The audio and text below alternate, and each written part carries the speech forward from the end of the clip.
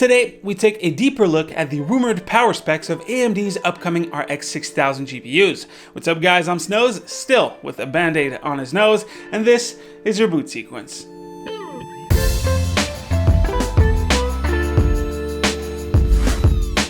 In the last video, we talked about the rumored specifications of AMD's upcoming Big Navi GPUs, specifically the clock speeds of Navi 21 XT and Navi 21 XL. We also touched on the power draw, which is what we're exploring further today. The two total graphics power or TGP figures we saw last time were for Navi 21 XT. The reference models would have a TGP of 255 watts, and the custom OC cards from add-in board partners would have a maximum of 290 watts. But AMD's TGP and Nvidia's TGP are two different figures. For Nvidia, total graphics power is the total graphics card power. This includes the chip, the memory, the power delivery assembly, fans, lighting, and losses through the PCB. For AMD, TGP is limited to the main chip and the power supply to the Vram. So adding all of the other components to the Navi 21 XT's wattage would give us the actual TBP of the card. TBP stands for typical board power. So how much power will Navi 21 XT actually consume?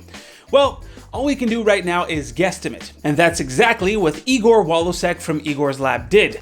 The last time he did this estimate was for the RTX 3080 before its release, and he was only 2 watts off. So I would take his estimate to be pretty accurate. According to him, the reference TGP of 255 watts is split as 235 watts for the main chip and 20 watts for the memory. He then added about 30 watts split between the MOSFETs, the caps, and inductors for parts of the GPU, 20 watts for the fans and other voltages, and 15 watts for PCB losses. In total, that means the reference Navi 21 XT GPU would consume around 320 watts. With add-in board partner cards, this estimate goes up to 355 watts. That's because the main chip would consume 270 watts and the memory supply would be the same as reference at 20 watts.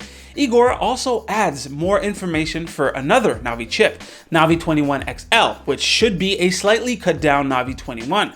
The TGP for that card would be 220 watts with 203 for the chip and 17 watts for the memory. The memory is at a lower wattage because it would apparently use slightly slower 14 gigabits per second memory. At that speed, the memory actually runs at 1.25 volts instead of 1.35. With everything else tacked onto it, Navi 21 XL would have a TBP of 290 watts.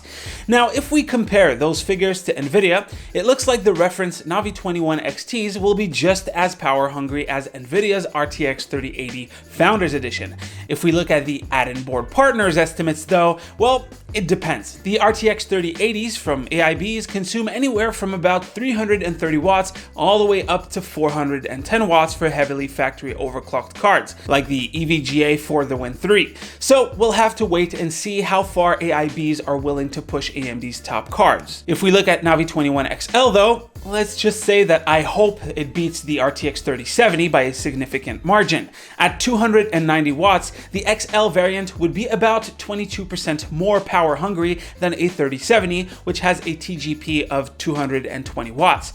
There are also other interesting insights provided by Igor. First, availability. Custom cards would be available as early as mid-November. He mentions Asus and Sapphire specifically. Other AIBs would apparently start releasing theirs later in the same month. Another thing that was mentioned is that the cards are currently in EVT, or engineering validation and testing. Basically, the hardware is finalized, but it needs to be tested and validated by the AIBs. The only thing is, the EVT is being done with beta drivers that are severely limited from AMD. This is to avoid performance leaks from AIBs.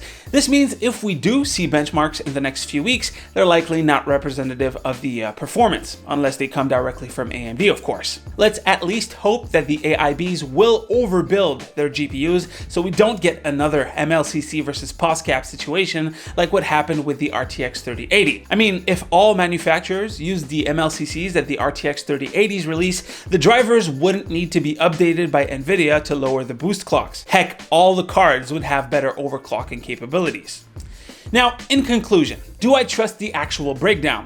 Not really. It's hard to predict exactly how much power is allocated for each part of the GPU, but the end results, the actual TBP, I do see it as being a really good estimate. What do you guys think? Let me know down below.